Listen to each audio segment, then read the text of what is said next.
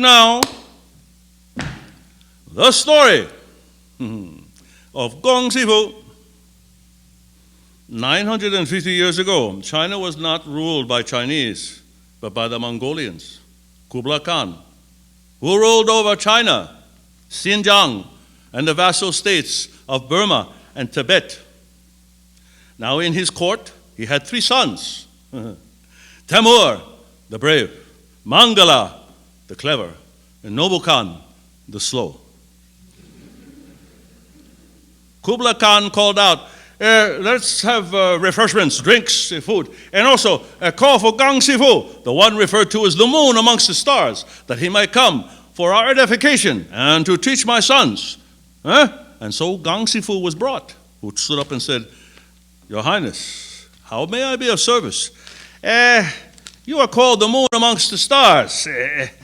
Please, speak of some subject so my sons can learn. I hope to educate them, for one of them will be the next one to sit on the throne of gold and jade. And so Gong Sifu said, Today, I shall speak of marriage. Now, Timur, the bold, said, I don't want to hear about that. Marriage is not important. Gong Sifu commented, Oh, no, marriage is very important. Those that do not end in divorce end in death. Mangala said, I don't intend to get married. Gong Sifu said, Oh, no, every man should marry.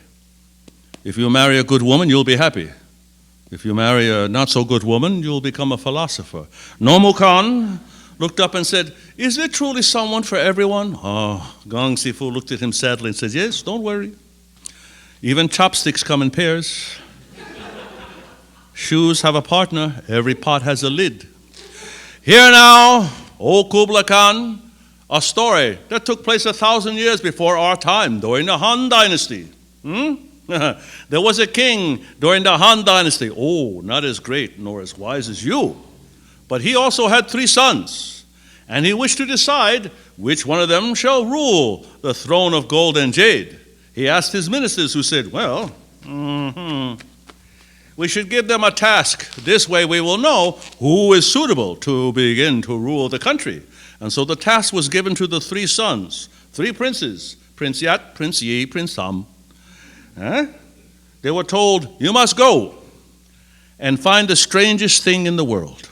And so Prince Yat put together some horses and camels, supplies, and headed north towards the desert.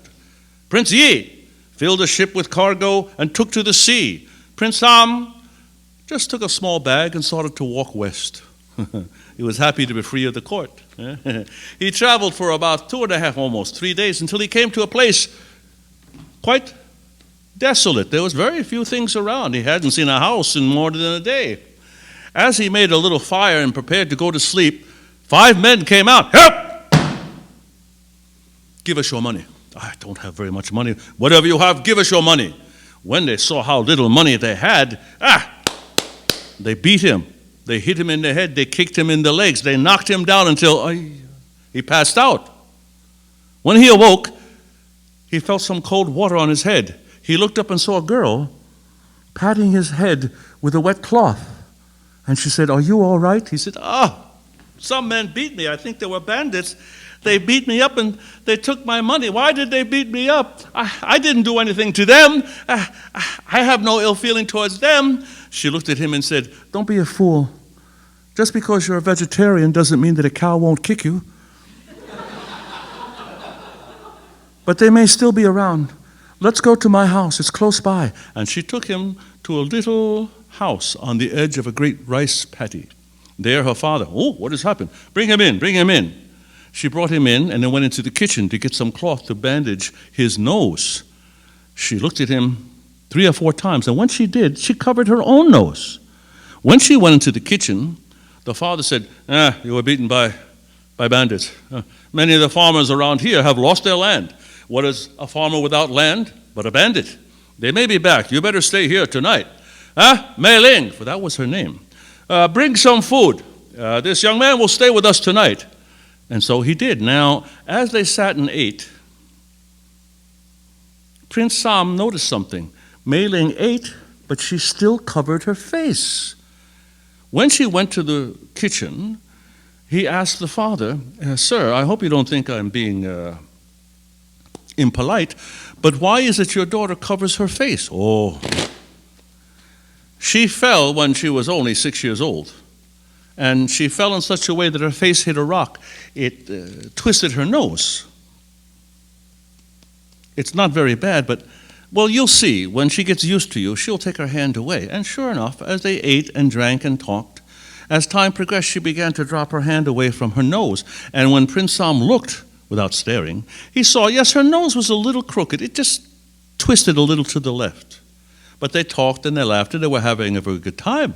For indeed, her father and she were happy to have company until finally the father said, "Mei Ling, we're having such a good time. Why don't you tell our guest a joke to entertain him? Tell him a story." So she sat back and told him this story.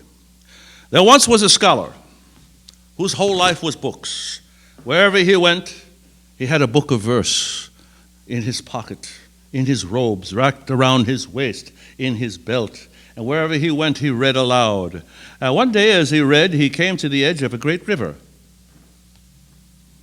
Seeing no way across, he looked and saw, there was indeed a boatman over here who said, 'Sir, did you need help?' 'Yes, I'd like to cross the river.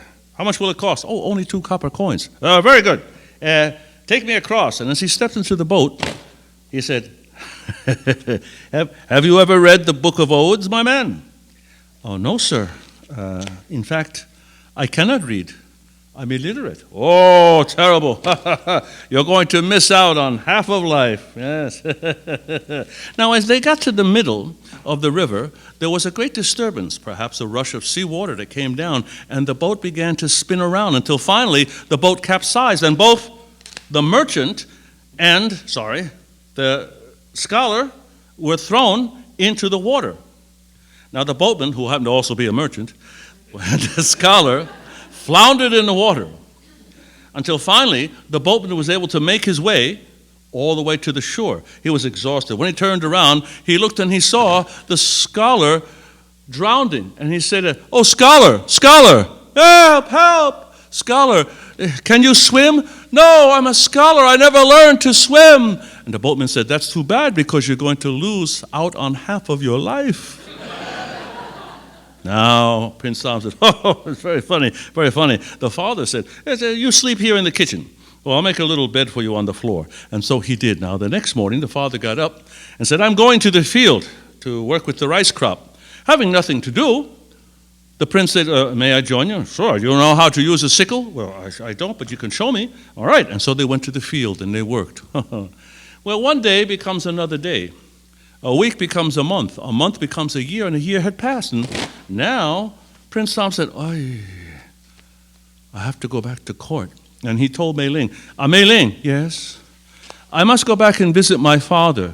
I have something to do. I told him I'd bring back something." "What was it?" "I told him I'd bring back the strangest thing in the world." "Do you have it?" "No, I'll have to go back empty-handed." "Oh, don't worry. I'll tell you what it is. Just come back when you're finished." "All right, well, I have to go to the city. Can I bring back a dress, perhaps? Would you like a dress?" No. You can buy some blue cloth, maybe 3 yards, and I'll sew my own dress." "You can do that? You can sew your own dress?" "Yes, it's very simple." Well, how much will it cost?" "Oh, maybe 1 silver coin and 3 coppers. If you pay more than that, they'll be cheating you." "All right, well, I'll be back soon." And so he returned to the court of his father. Now, Prince Yat brought back a dog, so small it could fit into a teacup. And the minister said, "Whoa, ho, ho, ho, that is a strange thing, eh?" Now, Prince Yi brought back something else. He brought back a snake that had 2 heads. And people said, "Whoa, that is a strange thing." And now it was Prince Sam's turn. Everyone looked at him, and they said, "What have you brought back?" He stood up loud, and he said, "The strangest thing in the world is that people know everybody dies, but nobody thinks it's actually going to happen to them."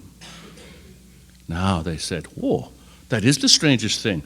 The second minister said, "Indeed, the strangest thing. Perhaps he should be." Now his elder brother said, No, this is not fair.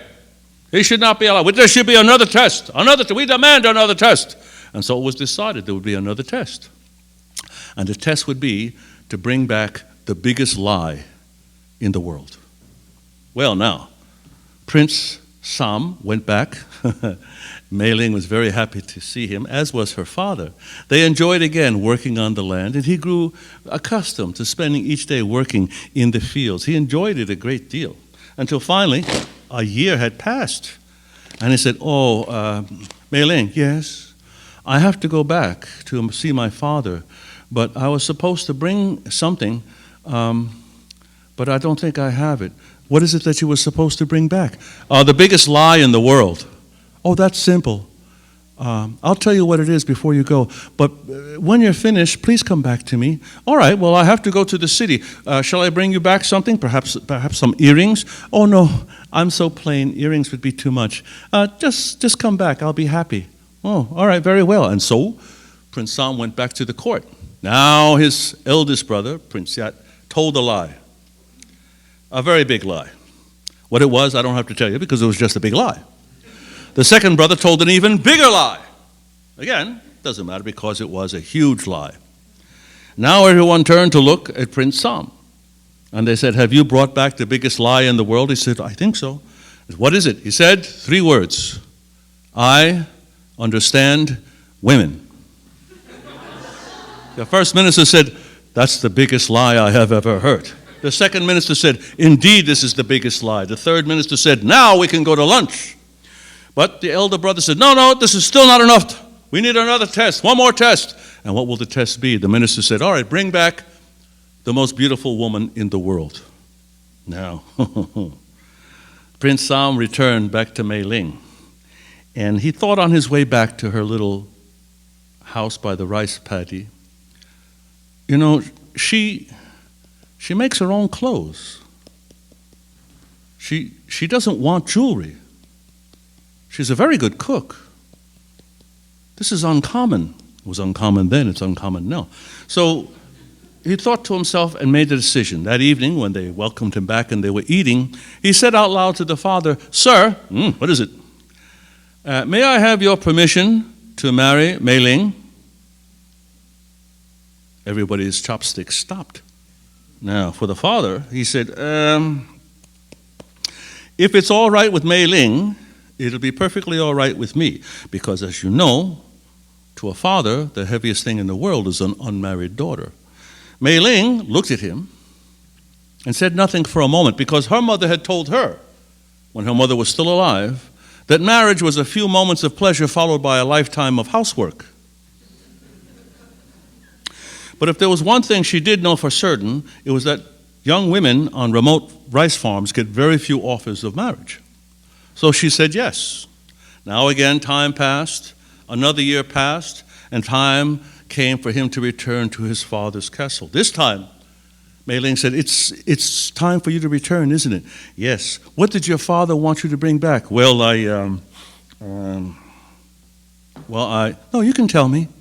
He wanted me to bring back the most beautiful woman in the world. So Mei Ling said, well, I can't help you there. But let's go back. I've never met my in-laws. Now Prince Sam said, well, there's something else I should tell you. What's that? I'm actually a prince. She said, I know. I said, how do you know? Well, you came to us wearing very rich clothes and you don't know how to use a sickle. You don't know the price of things. I assume that you must have been high-born or at least royalty. It doesn't bother you. No, it doesn't bother me. And so they returned to the castle of his father. Now, the eldest son, Prince Yat, had brought back a woman so beautiful. Her face was like the moon coming out from behind a dark cloud. And they said to him, what will you do with this beauty? He commented, I will keep her for my concubine until I grow tired of her, and then I'll sell her to someone else. The second girl was brought in. She played the pipa, the Chinese lute. It was so beautiful, even birds stopped to listen. Everybody was amazed. And they said to him, what will you do with this girl? And he explained, she's very talented. When the time comes, I can sell her on the market to a richer family. They'll pay handsomely for her ability to entertain. Now Prince Sam came forward, and they said, "Who have you brought?" And he pointed to Mei Ling and said, "This is my wife, and she is the most beautiful woman in the world." People looked at her, and there was a small snickering in the crowd. The ministers conferred and then demanded silence. "Wait! We make this ruling. If a man says his mother's cooking is the most delicious, and he says his children are the smartest, and he says his wife is the most beautiful woman in the world, who will say no to his face? No one. So therefore, we rule. Prince Sam should be the next king," and he was made the next king. His wife was known everywhere throughout China as the queen with the twisted nose, because in the end, people are rather shallow.